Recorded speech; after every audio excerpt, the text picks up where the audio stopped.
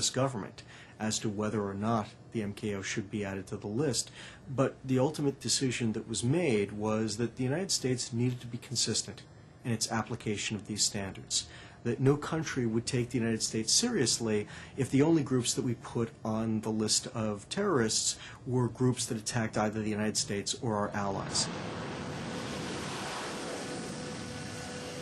In any case, when the US attacked Afghanistan in 2001, Washington and Tehran, which both wanted the removal of the Taliban, certainly had reason to talk. And one deal that was discussed between officials on the ground was for America and Iran to come together over the body of the Mujahideen. We had some intelligence, as I recall, that indicated that some key senior figures from al-Qaeda might have gone to Iran. And so just casual conversation suggested that the Iranians would be willing to turn over those al-Qaeda figures, but we'd have to, give them a quid pro quo. And every time quid pro quos came up, the MEK was there. It hovered around the discussions almost all the time because it was clear the Iranians were very concerned about the MEK. Period. Wilkerson and his boss, Colin Powell, weren't sure how high in the Iranian government the approach came from. They didn't pursue the offer. But a year and a half later, there was a better chance for a deal. The US-led invasion of Iraq thoroughly alarmed Iran. Newsnights learned that shortly afterwards, it sent Washington a secret letter proposing talks. We've obtained a copy of the letter.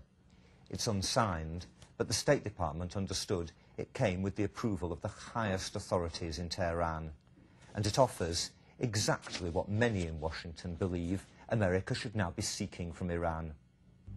Tehran offered to use its influence to support stabilization in Iraq. It also proposed full transparency on its nuclear program and, remarkably, an end to military support for the militant Lebanese group Hezbollah and aid to the Palestinian Hamas. In return, it wanted a halt in US hostile behavior, abolition of all sanctions and, very specifically, pursuit of the Mujahideen and repatriation of their members. And we thought it was a very propitious moment to do that. I think the Secretary of State and the Deputy Secretary of State thought the same thing.